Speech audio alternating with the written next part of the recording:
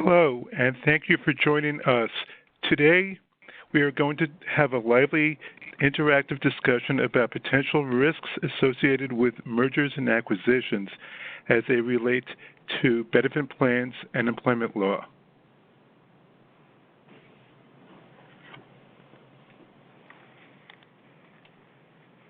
I'm sorry, hang on one second, please. Before launching into the program, please allow me to introduce today's panelists, three terrific colleagues from the Wagner Law Group that I am so honored to work with.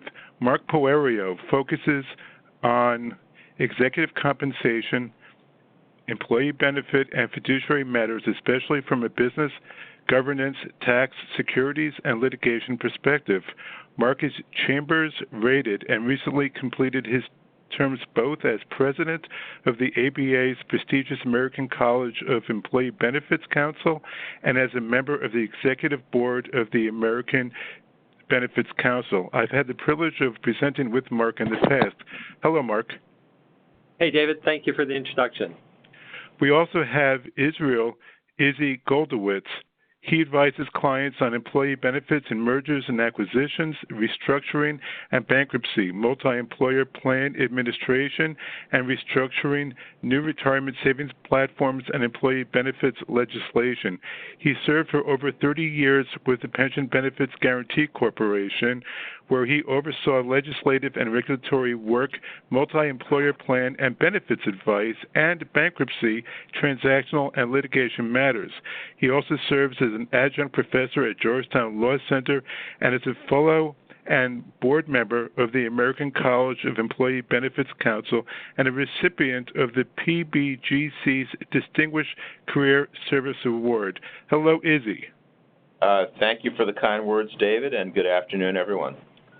And we also have Roberta Casper-Watson, who leads the firm's health and welfare practice. Her practice is in the area of ERISA and employee benefits with a focus on pension and profit-sharing plans and health and welfare benefits, including COBRA, HIPAA, and the Affordable Care Act. She regularly advises clients with respect to qualified plans, ERISA fiduciary issues, and decision-making, ESOPs, employee benefits, aspects of family law, the labor laws affecting employee benefits, including the ADA, ADEA, and FMLA, as well as benefits litigation backup. Roberta has received a plethora of honors. We only have an hour, and I wouldn't get through all of them, so let me just share one that really stands out in my mind. That is, The Best Lawyers in America has listed Roberta in their annual publication since 1995 and voted her 2012 and 2019 Tampa Bay Lawyer of the Year for Employee Benefits Law. Hello, Roberta. Hi, David. Thank you very much, and welcome to the webinar, everybody. Thank you. And briefly, I am the fourth member of the panel, and my practice focuses on employment law and human resources, where I wear two hats. The first is preventative. My goal is to keep clients out of trouble through collaboration on policies, updates, and changes in the law and best practices, conducting training and things such as equal pay audits. The second part of my practice is to resolve problems that arise when claims are made in court, arbitration, and the administrative agencies. With that being said, let's get cracking. And Mark, can you please speak to M&A spectrum for benefit plans? Yeah, delighted, David. Thank you. I have a feeling that the remarkable turnout for this program today reflects our sense on this panel that the complexity of deal-related employment and benefits issues has dramatically escalated over the years. There was a time when I was a young lawyer when benefits were handled at the 11th hour, and I think everyone would agree that's no longer the way that it can work for anyone. We have 4 veteran speakers on the panel today because there's such a huge premium, both from cost control as well as risk management, in having the right people provide the right diligence and advice at the right time during the life of a transaction, which we try to give a spectrum of here on this frame. When I think of what strikes the right balance for employee benefits lawyers in a transaction, The key word that comes to mind for me is materiality. That's because all plans have warts, all transactions are going to have bumps. And the art really comes from identifying the most material risks and the most material goals. And that's going to be our guiding principle as you hear this dialogue today. We have limited time, and we're not going to go into any detail really in each item on the spectrum, but I thought I would just start off and give a few comments to give you a sense of what we expect and where attention is warranted at each stage. When it comes to types of transactions, there certainly are a zillion different forms, but they fall in general into two categories. In a stock purchase or a merger, we have a buyer or a surviving entity that assumes all of the target plans or the target companies or selling companies' benefit plans and liabilities.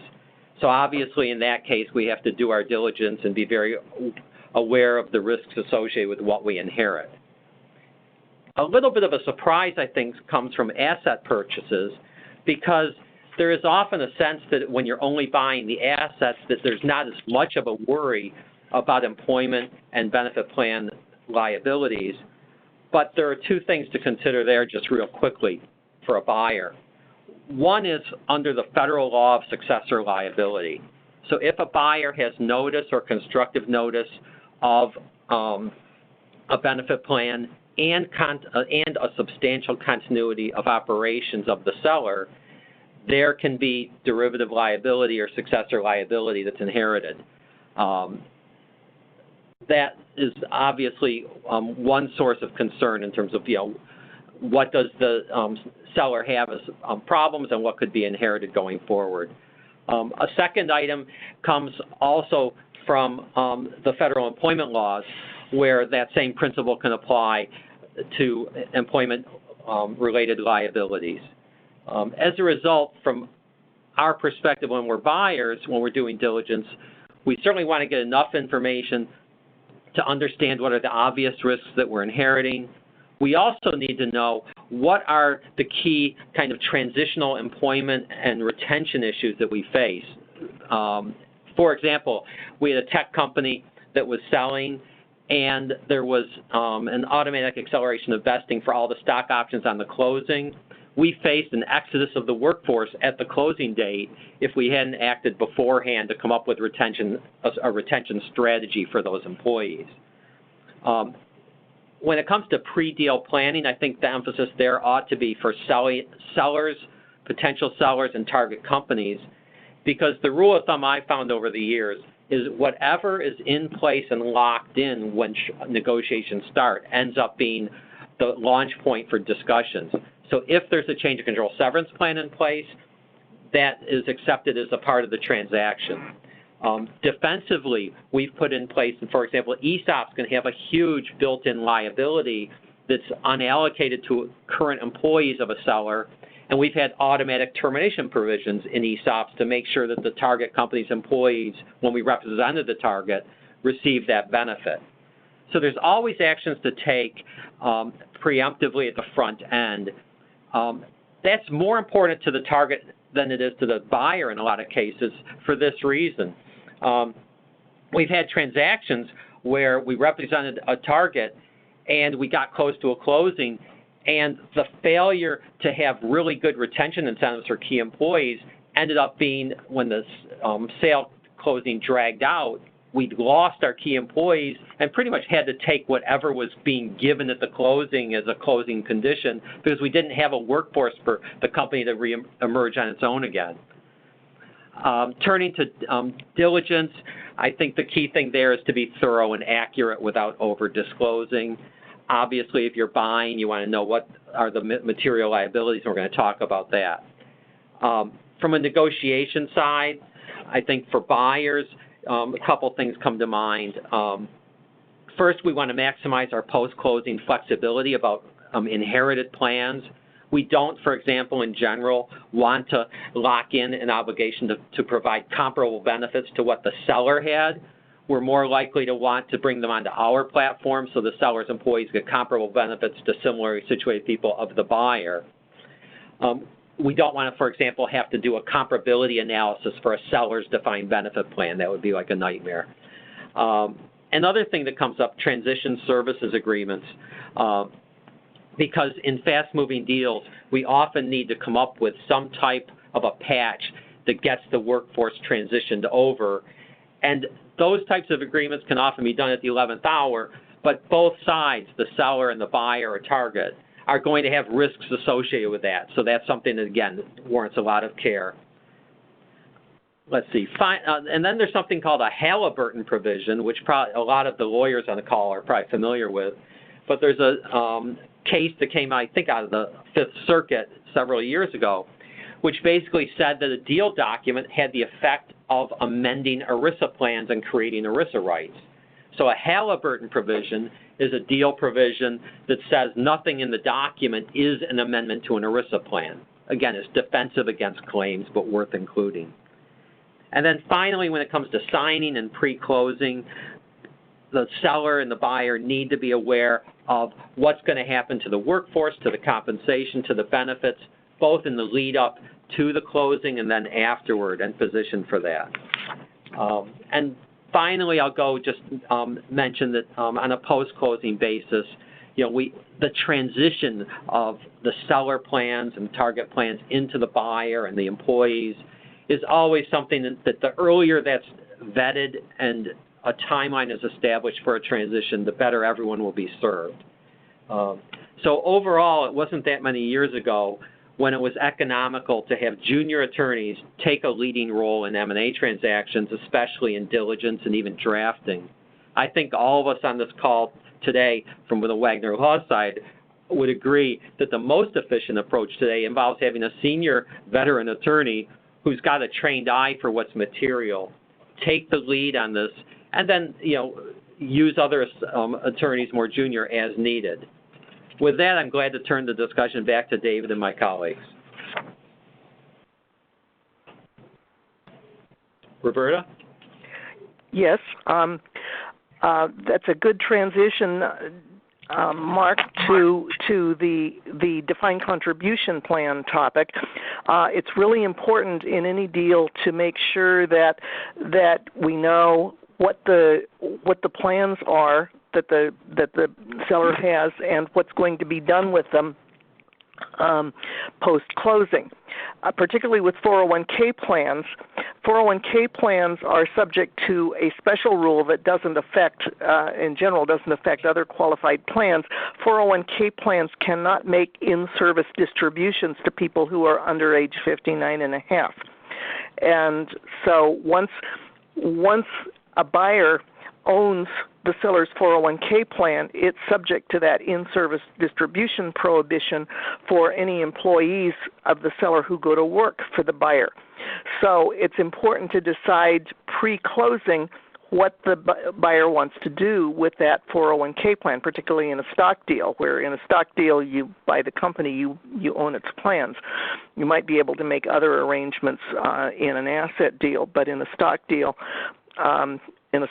you take over the plan and you have to know what you want done with it. Quite frequently, it makes the most sense to terminate the seller's plan prior to closing, and if that's going to be done, the agreement would call for the seller to terminate its plan prior to closing. Sometimes this happens like minutes prior to closing. You sign the termination papers and then you move on to the closing documents, and that's okay. The reason for this is that the IRS recognizes that then as a terminated plan that the buyer is taking over, and it's okay after the closing then to go ahead and wind up the plan and make distributions to the participants, even if they're still working as employees of the seller. If you don't think it through and get around to having it terminated prior to closing, which may be because you don't want to have it terminated, or it may be because you just didn't plan ahead, then you're left with three choices. The buyer, once the buyer owns the seller's 401k plan, can either keep the plan active for a short term or a long term. And there is a grace period of a full plan year plus whatever's left in the current plan year before the plan would have to be tested for discrimination with the other plans of the buyer. So there is a window where it often makes sense to keep the plan active for a transition period to cover those employees of the buyer who are being picked up. A second choice that the buyer would have would be to terminate the plan but keep it in a frozen state so that in-service distributions aren't made to those who are now working for the buyer. Distributions can be made as needed to people who terminate or can be made to people who reach age 59 and a half. A third choice, and a frequent choice when a large company acquires another large company, is to eventually merge the seller's plan into the buyer's own 401k plan. You want to do some due diligence before you do this so that you know whether you're merging a plan with a lot of defects into your good clean plan that the buyer thinks it has maintained. And if the seller's plan has problems, you may not want to do that, although the IRS has toned down the consequences when a bad plan is merged into a good plan in recent years. And when a merger is being planned, if the seller's plan is terminated, then you have to fully vest everybody. If you're going to do a merger, you might not need to do that, although in most of the deals I've worked on in the last 10 years, they did fully vest. One reason for this is that you have to be careful as to whether there's a partial termination going on. A short definition of a partial termination is you lose 20% of your participant count during a single plan year. Sometimes when companies are up for sale, it's because they've had problems, and sometimes those problems cause employees to be leaving before the sale, and a partial termination could trigger a requirement for full vesting, and sometimes it's just easier to fully vest everybody in the seller's plan on the date of the transaction. Other issues that happen with defined contribution plans is there may be investments that have a penalty for early termination. For example, if there's an insurance contract involved, there's often, well, not often nowadays, but sometimes there are haircuts that are imposed if you terminate the plan before a particular maturity. And sometimes those provisions bring allegations of fiduciary breaches. Sometimes a fiduciary breach has occurred, possibly when the contract was entered into, but sometimes a fiduciary breach can be alleged in connection with how you went about terminating the investment. So you want to know where those minefields are. Various other aspects of plan investment or administration can create the possibility of a lawsuit or a DOL investigation for breach of fiduciary duty. We could do a whole program on the things that can go wrong, but it's important as a matter of due diligence to know what the defects and the issues are before you do the closing. If the seller has an ESOP, you have to handle the ESOP very carefully. Now, this is usually the seller's responsibility to handle because most of the touchy issues happen prior to closing. If the ESOP is selling stock, it's going to be very important to make sure that the sale decision on behalf of the participants is being made by somebody without a conflict of interest. And while it's mostly the seller's responsibility to do it, the buyer wants to be paying attention as to whether it's being handled right, because problems can complicate everybody's life after the closing has occurred.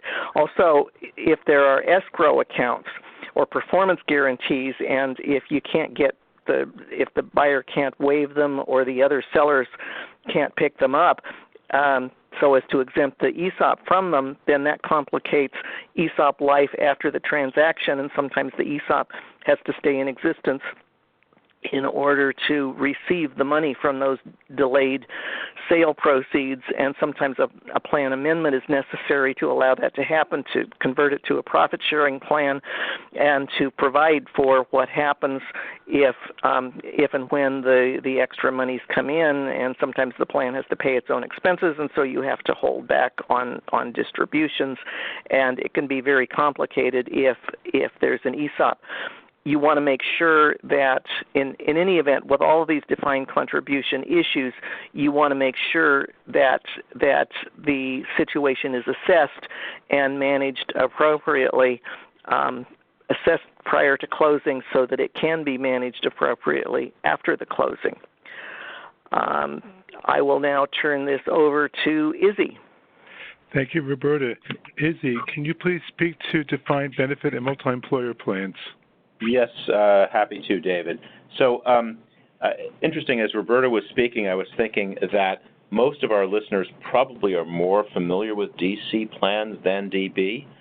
Even though ERISA was written with DB plans in mind, the world has changed in the last 45 years. And so I will do a little bit of a mini tutorial on some aspects of DB plans, on funding, and particularly on multi-employer plans, which relatively few people will be familiar with. So just that caveat up front.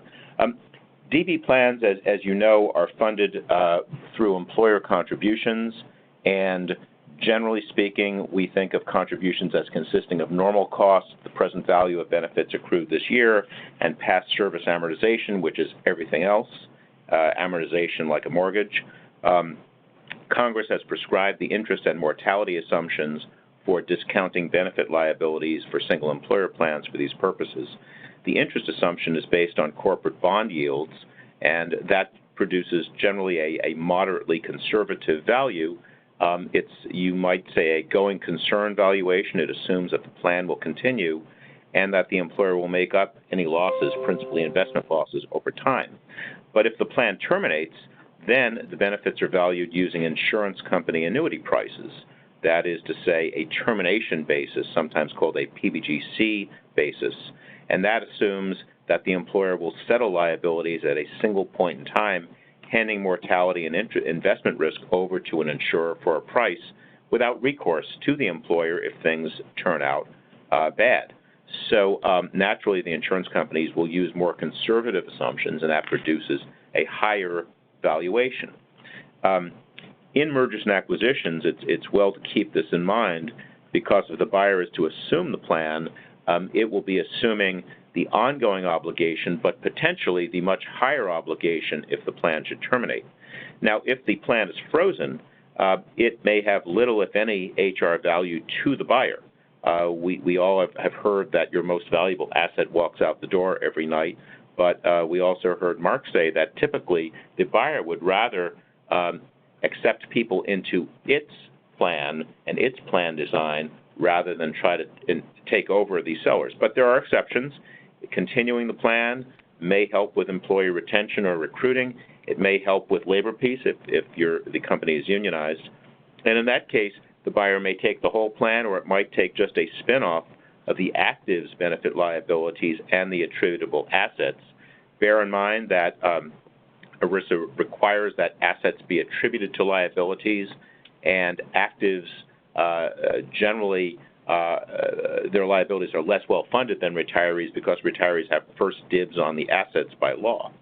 Deal counsel will want to call in expert ERISA counsel and actuaries to make that analysis, or indeed any analysis in costing out DB liabilities, because that could greatly affect the purchase price. As Mark said, will have a material impact. Purchase price, that said, can be adjusted, and the parties are not bound by the legal requirements for calculating funding or calculating termination funding in adjusting the purchase price. In fact, they're not even limited to which lives, as the actuaries would say, get spun off. They can cherry pick those folks in order to make the requisite purchase price adjustment. Now, if a plan terminates, the PBGC, a U.S. government agency, insures pensions where there is a shortfall and where the employer is unable to make good, and therefore the PBGC has certain supervisory powers over DB plan termination. To terminate an underfunded DB plan, the employer has to show financial distress, that is, that it can't afford the plan. And so must all control group members, that is, all corporations or unincorporated businesses with at least 80% common ownership. Think about, for example, a holding company and its first and second tier subsidiaries, just to take a simple example. Now, outside bankruptcy, PBGC determines distress. That is, can the company pay its debts when due and continue in business and meet minimum funding, or can it not? If it cannot, only then and only then can the plan terminate, and this will require a showing of projected revenues, debt service, operating costs, and pension contributions. And PBGC will, of course, be expected to test those assumptions, will not blindly accept them.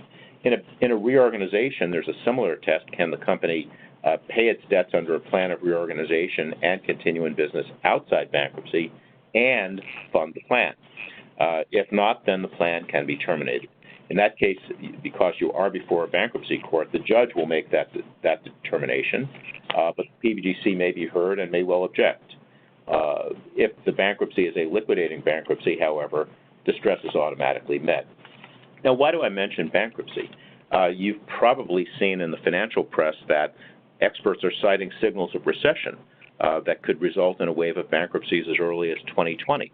And bear in mind that the business cycle has not been repealed, and we are, perhaps at the end of a very, very long bull market. So such caution, I think, is well taken. So let's talk a little bit about what happens to DB plans in bankruptcy. In a bankruptcy, the debtor can shed legacy costs, which would include underfunded DB plans, and often will do so to cleanse the assets for sale. And under the Bankruptcy Code, Section 363, which you may have heard of, the bankruptcy court may approve the going concern sale of an entire business free and clear of claims. In fact, you may recall that's how General Motors bankruptcy was resolved 10 years ago. So in a 363 sale, the purchaser will usually form an acquisition company, and the purchaser might be the senior lenders who already have a stake in the company, or the unsecured creditors likewise, or it might be new investors, as was the case in GM. In any event, the court is to assure a competitive process in order to raise the highest price for distribution to creditors. Then afterwards, the debtor usually will pursue an orderly liquidation, and oftentimes the DB plan will be left behind and terminated, although, as in GM and other cases, the buyer may assume the plan if it's necessary for employee relations or labor peace. Now, PBGC monitors M&A and other transactions outside bankruptcy and may investigate the effect on underfunded DB plans. Take a simple example. When an investment-grade parent company sells to a subsidiary to a less creditworthy company, PBGC may well feel that the insurance system will be at greater risk and try to negotiate protections for the plan. Contractual guarantees from the seller, third-party security, like an escrow or a holdback, or one or more cash contributions to the plan to ameliorate the decline in credit quality. If PBGC is not satisfied, it may seek to terminate the plan involuntarily. That requires a court order, and going to Mark's point about materiality, even the threat of litigation could well trip a loan covenant or give the buyer the opportunity to walk under the material adverse change provision. So that sort of a threat usually brings the parties to the table with PBGC to negotiate a deal. Now, when a plan does terminate, PBGC has a claim for the shortfall. Again, it's calculated on a termination basis. It runs against all control group members. That might include even private equity funds.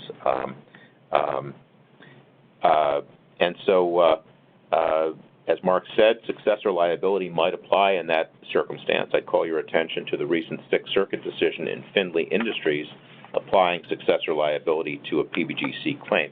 Turning to multi-employer plans, as you know, those are composed of two or more unrelated employers under collective bargaining agreement, and they're run by boards of trustees with equal numbers of union and employer appointees.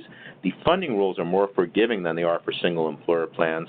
Congress has retained actuarial discretion to choose assumptions as long as they're reasonable and represent the actuary's best estimate of future experience. The contributions are governed by the collective bargaining agreement, which might specify, for example, $6 an hour to the pension plan. And if that happens to fall short, there must be some mechanism to bring them up to the requisite minimum funding level. Now, in 2006, Congress allowed troubled multi-employer plans, so-called yellow and red zone plans, to increase benefits, decrease benefit accruals, and even adjust certain earned benefits like death benefits and early retirement subsidies to try to right the ship.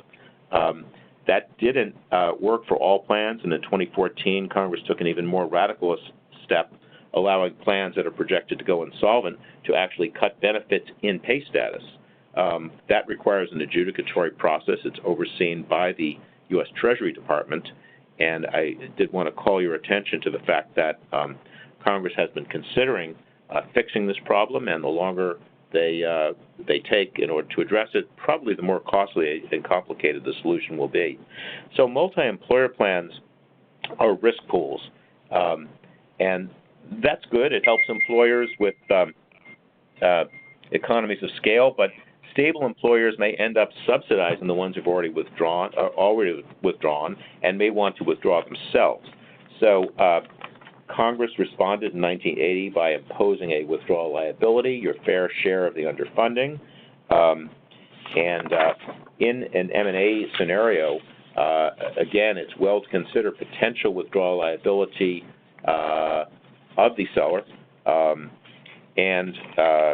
Again, to Mark's point about diligence, the Ninth Circuit in a case called Heavenly Hana recently said pretty much what we've been saying in this session, that putting the risk on the buyer would have little negative impact on the fluid transfer of corporate assets.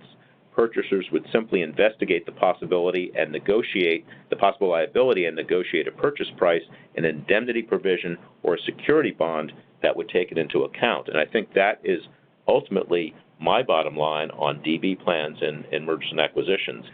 Do your homework, do your diligence, and negotiate appropriate protections. Thank you so much, Izzy. Now, Roberta, can you talk about group health and welfare plans, please? Certainly. Typically, a seller will have a number of different welfare plans, and as with all the other types of plans, it's important for the buyer to know what he's getting, what it is getting, and to plan accordingly. Some of the liabilities will transfer if it's a stock deal and not if it's an asset deal. Some of them will transfer regardless of which kind it is. For example, COBRA. The COBRA liabilities can transfer even if it's an asset deal, whereas the Affordable Care Act violations, some of them at least, will generally be left with the seller unless it's a stock deal where the buyer is buying the plans and the liabilities.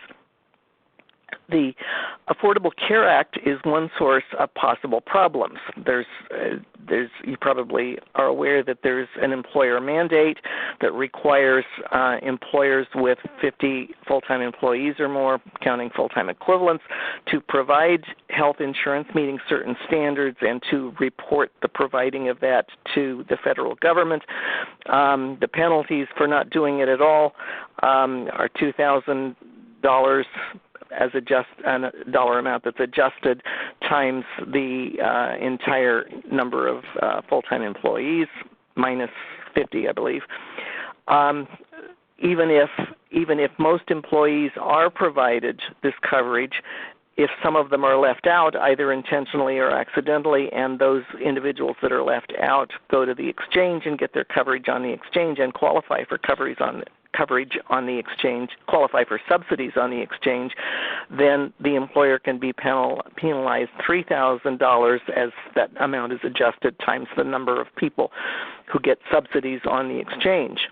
And so that particular liability generally stays with the seller if it's an asset deal.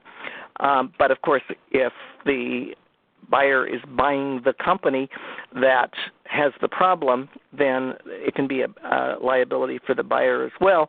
And there's usually a time gap from when there's a problem to when it's discovered, because the IRS right now is sending out letters for 2016. Having already done 2014 and 2015, it's probably still doing 2014 and 2015, but I just worked last week on a matter where there's a letter for 2016. And so the IRS is making its way through the possible violations. There are other types of Affordable Care Act violations that could occur, like, for example, in plan design. If there are improper design features, those liabilities can be humongous. The penalties for some of those violations can be $100 per affected person per day. And so you really want to find out if the plan design has any issues of the type that might be ACA violations. If the seller's plan is self-funded, you want to pay attention to what's going to happen after the closing.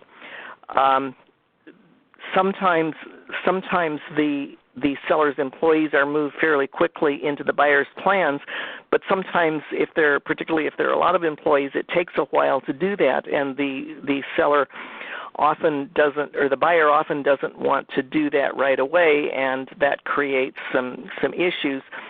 But you want to know whether before we get to that, you want to know whether the seller's plan is fully funded. If there are funding deficiencies that the buyer may end up having to make up in a stock deal, then you want to know that and anticipate it and figure out how it's going to be solved.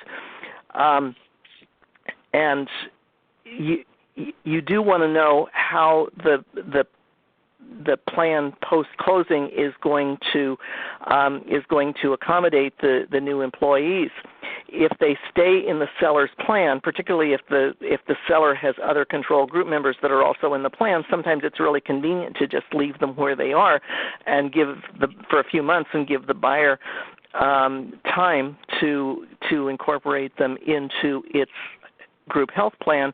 But the problem with that, and this is more or less a problem depending on what state you're affected by, this may create an illegal MEWA in some states, and some states are very much opposed to having illegal MEWAs even for short periods of time. You usually won't have to report this kind of MEWA on Form M1, but the states still have jurisdiction if they want to. For example, I practice in Florida, which is a very anti-MEWA state, and I try to get buyers to use COBRA as a device to keep the employees covered in the seller's plan rather than, just covering them outright in the seller's plan. Speaking of COBRA, an important issue is always who's going to have the COBRA liability for the seller's employees. And this includes the seller's employees who are already on COBRA, former employees or former dependents of employees. It also includes those who lose coverage as a result of the deal. For example, those who aren't picked up by the buyer. The default rule is that the seller retains COBRA responsibility for all of those people. However, it can be assigned by contract to the buyer, and if it's assigned by contract to the buyer, then the COBRA beneficiaries are stuck with that, and they only have rights to get their coverage from the buyer as long as the buyer follows through and provides the COBRA coverage. If the buyer fails to provide the coverage, then the liability shifts back to the seller. So one of the things you want to address in a deal is to make sure the seller is informed if the buyer ceases to provide coverage. And if the buyer is picking the COBRA liability up by contract, then you want to make sure that there's a covenant and maybe a guarantee that the seller will follow through. And if the seller doesn't, then the employees will have a cause of action against the seller, and the seller may have rights against the buyer, but that's between the seller and the buyer, that's not the employee's responsibility. Frequently, however, the buyer is buying the seller's entire control group, so the seller won't have a plan from which it could provide COBRA. In that case, almost always the buyer ends up being a successor employer under the regulations and ends up having the responsibility under those regulations to provide the COBRA to all of those people, including those who were never its employees or its dependents. Disability coverage is an important issue to address, and life insurance and other types of non-health benefits, mostly because many of those have an active at work clause. People who are on leave, for example, and not actively at work on the day of the transaction may not qualify for the buyer's benefits, insurance-type benefits, disability, life, etc. And so you have to work to make sure that they'll continue to be covered under the seller's policies until the day they return from leave, and it's important to address that. Severance plans, it's important to know if the seller has a severance plan. It's important to know whether there's a formal plan versus a series of individual arrangements. In all of them, there may well be liability. There may be promises of health insurance continuation that may or may not fit within the legal requirements and the buyer's plan arrangements.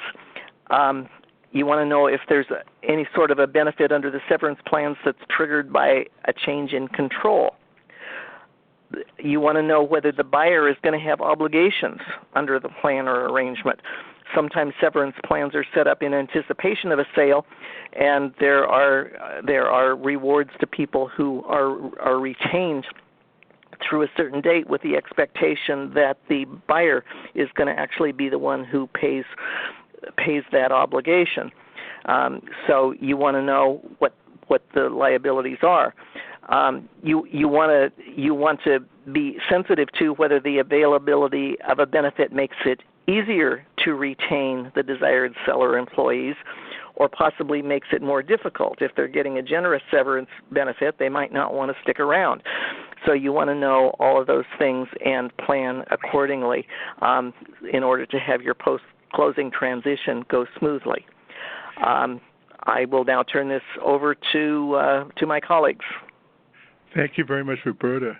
Mark, would you be good enough to have an executive-level conversation about executive level? Yeah, David, with your employment background, I'm sure you'll fit right into this dialogue. When it comes to the success of a transaction, it very often depends on the attention that's given to the seller or target company's key employees, both in terms of, what's the lead up in the planning for their retention, and then how are they motivated on a post-closing basis, or even to accomplish the goals of the transaction. The first bullet here talks about the retention and golden handcuff side, because there can, even though that's such a basic proposition to retain and motivate the key employees, when it comes to the deal structure and the nuances of a transaction, there can be so many traps that a company can fall into. For example, we had an Asian company ready to buy a California business once, and they came to us and they felt like they were protected because the key employees of the seller that they were targeting were all bound by non-competes. The problem with that was in California,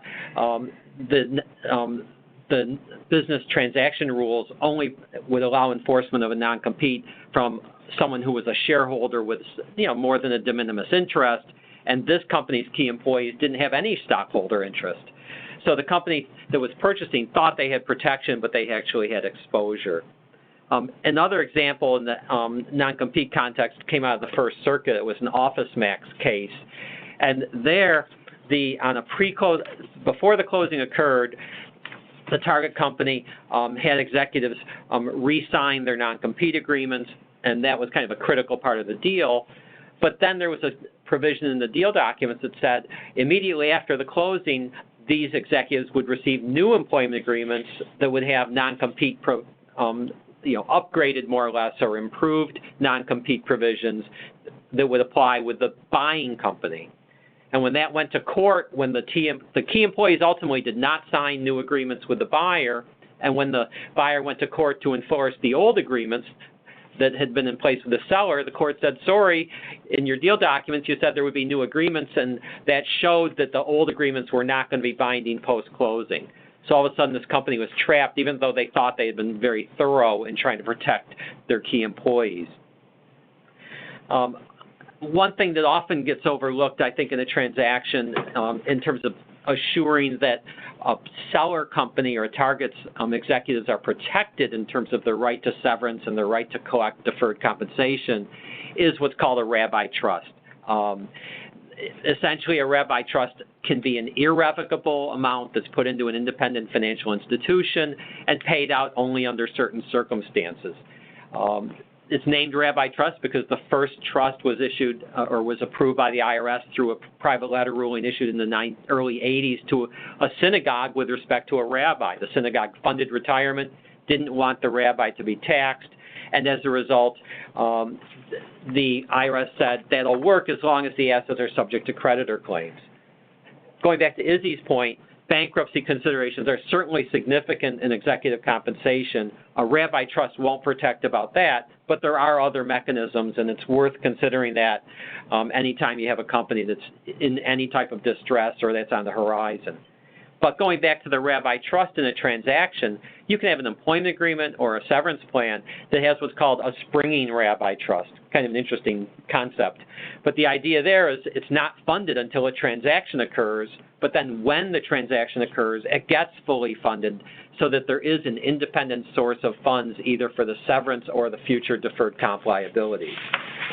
I'll switch over next to golden parachute planning because these, of all the things in a transaction to me that can backfire and be an unpleasant surprise, it can come from the golden parachute rules. It's a structure in the tax code that's designed to impose a penalty on both an employer and an employee. And the rules are very strict in the sense of if there's a violation, they both suffer. And I want to give you a quick example. If anyone wants to see this written out after the call, because I'm going to give a numeric example, just let us know. But if you have a pencil handy, hopefully you can follow this. But in golden parachute rules, there's something called base amount, which is essentially 5-year average W-2. So let's assume an executive has $1 million as base amount. Some of you that are familiar with the parachute rules would be thinking 3 times that amount is the maximum deal-related or severance-related parachute payments that can be paid without a penalty. So $3 million would be allowed without a penalty in my example. But suppose we exceed that by $500,000 of parachute payments, for example, $500,000 of severance above the other parachutes. Now the person's received $3.5 million. The penalty is not based on $500,000 in that example, though. It's based on what exceeded $1 million. So when we have a $500,000 excess over the limit in my example, the penalty turns out to be 20% of $2.5 million, or the same amount of $500,000 is a penalty tax on the executive, and the company would lose a $2.5 million deduction. So one way to deal with this parachute rule you'll hear is a cutback provision. In my example, if the company had just limited the amount payable to $3 million, they would have avoided exceeding the limit and the loss of the $2.5 million deduction and the $500,000 employee penalty. But that's just an example of that there are very high stakes attached to the parachute rules. Everyone loses when they get triggered, and as a result, you try to identify issues in advance by knowing are amounts being accelerated vesting or accelerated payment, or does a deal result in extra amounts like retention bonuses, completion payments, or enhanced benefits like under a SERP.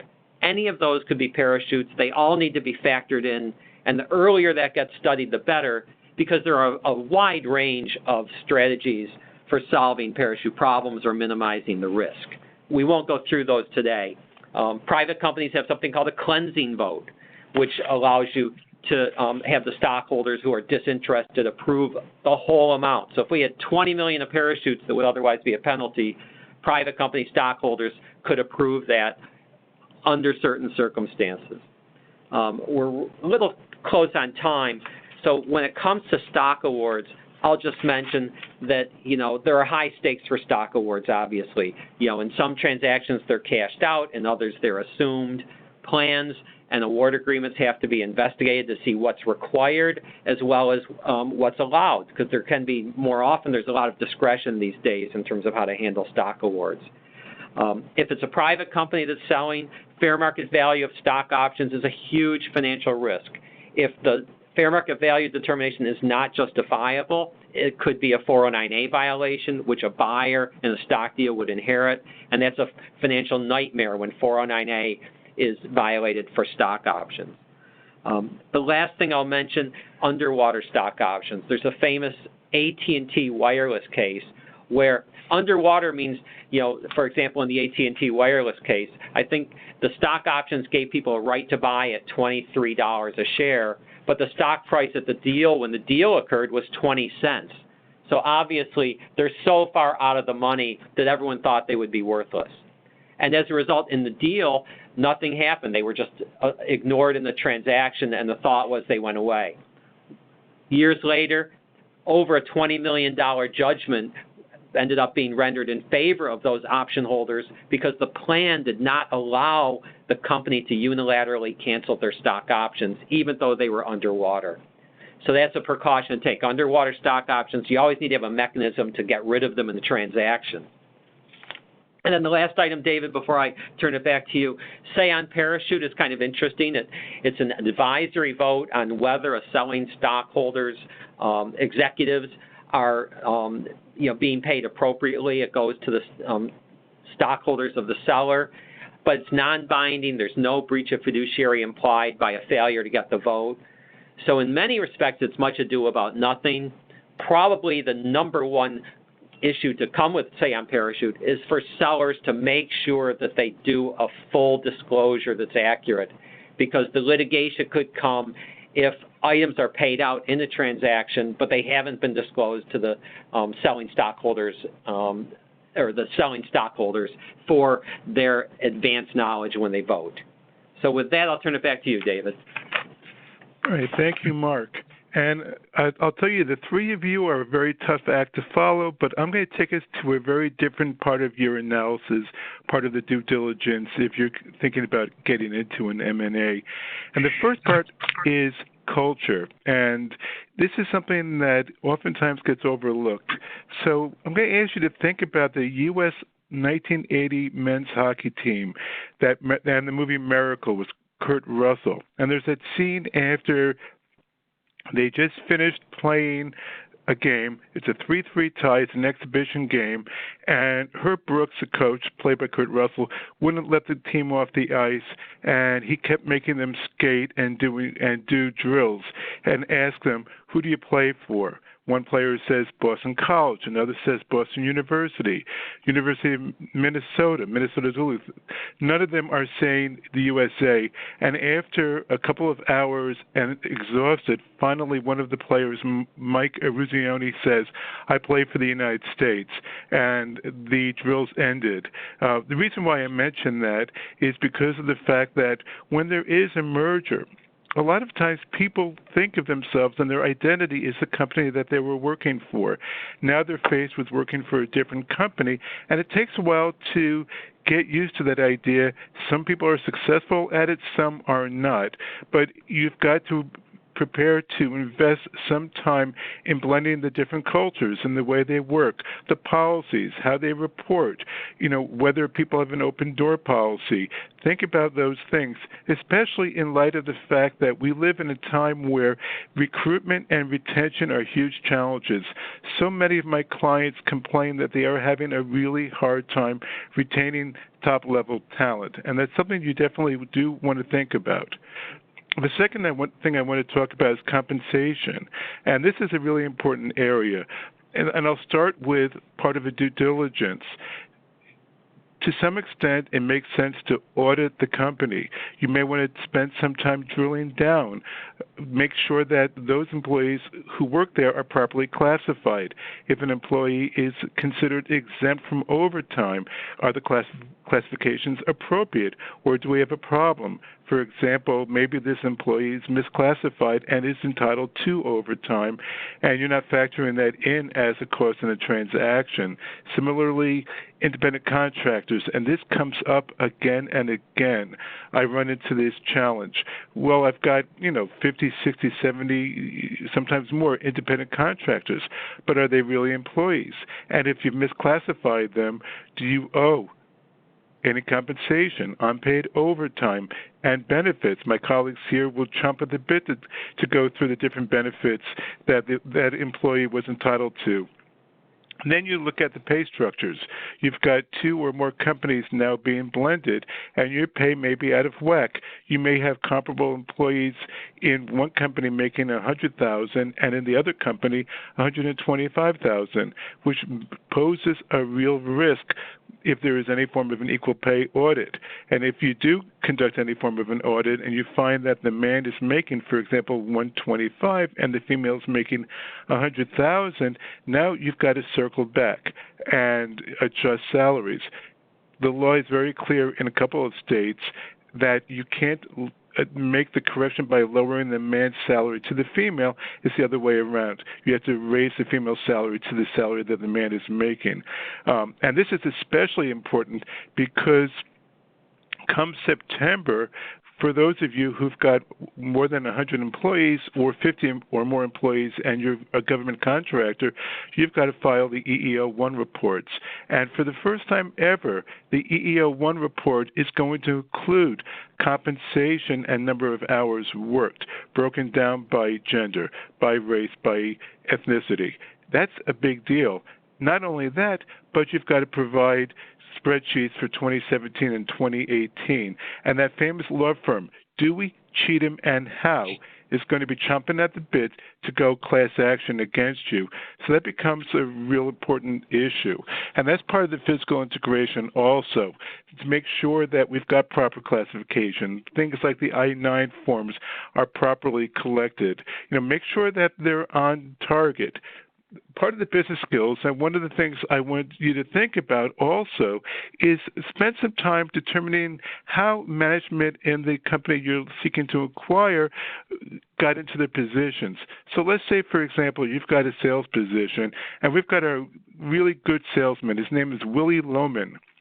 He's great. His numbers are off the chart, and you want to make him a manager because his numbers are off the chart. Will he be a good manager? Will he not be a good manager? We really don't know unless when we interviewed him, considered him as a manager, we drilled down to see if he's got the skill set to be a great manager, a mentor, a leader, or in the alternative, we just made an assumption that would be the case. Then we also get into the last part, and diversity. Diversity is age. We've got 4 different generations of employees working right now. Diversity is also whether or not you're doing enough to hire people of color, people with disabilities, whether you're open-minded to it. And I think that's one of the things that's really, really important to consider. And last but not least, geographic. If you've got one company in an urban environment and another one in the country, well, you have a couple of questions. One, are we paying the people an appropriate amount given where they're located? Second, if we need to populate positions in the rural environment and we can't hire in that neighborhood, then there's a major question that we're going to need to address. That major question is, do we have to do things like relocation, pay for those people? So I see we're close to the end of time, and I want each of us to talk about some takeaways. And mine is going to be that we should do an audit on compensation, on employee classification, on whether or not there are any claims of discrimination or harassment pending or have been brought in the last couple of years. And with that, I'd like to turn it over to my colleagues. Roberta, would you like to go first with the takeaway?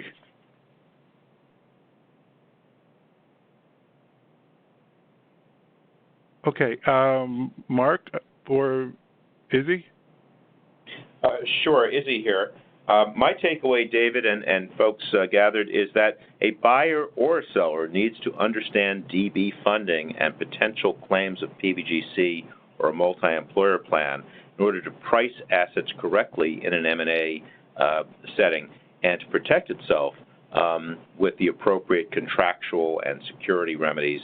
And this would go for both traditional M&A and distressed investing to include acquisitions from bankruptcy. And as Mark has mentioned, it's important to bring the professionals in early and start the diligence early to include expert ERISA counsel and the actuaries. Yeah, I'll build on Izzy's thought, because it strikes me that in a transaction, whether it's, I'm thinking of executive compensation as well as employment generally, there are really high stakes there, and so much room for the party that's the more proactive of the two, whether you're on the buy side or the sell or target side, to protect their interests and accomplish their goals. So to me, the earlier a company gets started and thoughtful, and the more proactive they are, they're going to be able to tip the balance in their favor, and that can mean a lot of money in most transactions. Great, thank you. Roberta, before you go, there was a question, will there be a replay link to the webcast? The answer is yes. It will be on our website probably within 2 or 3 days, give or take. But yes, there will be a replay, and you're certainly welcome to listen to us drone on again at your convenience. Roberta, are you there? Yes. Sorry, I was on mute a minute ago. With defined contribution plans and welfare plans, the main thing is knowing what's there and planning for it, knowing whether there are problems that are going to be need to be solved that may cause problems for the buyer, or that may be hard to resolve after the deal. With 401k plans, it's really critical to know whether the plan needs to be terminated prior to the closing, because once you close, that opportunity is no longer available. It's also really important to know who's going to handle the COBRA, and to make sure that the COBRA will be properly handled, and to provide whatever guarantees are needed in order to protect the parties, to make sure that it all happens right. Thank you so much. Thank you all for joining us today. The four of us love talking shop, so feel free to reach out to any of us if you want to brainstorm on some issues that you're dealing with, either with your company or clients or colleagues in this world. Thank you so much. Have a wonderful day.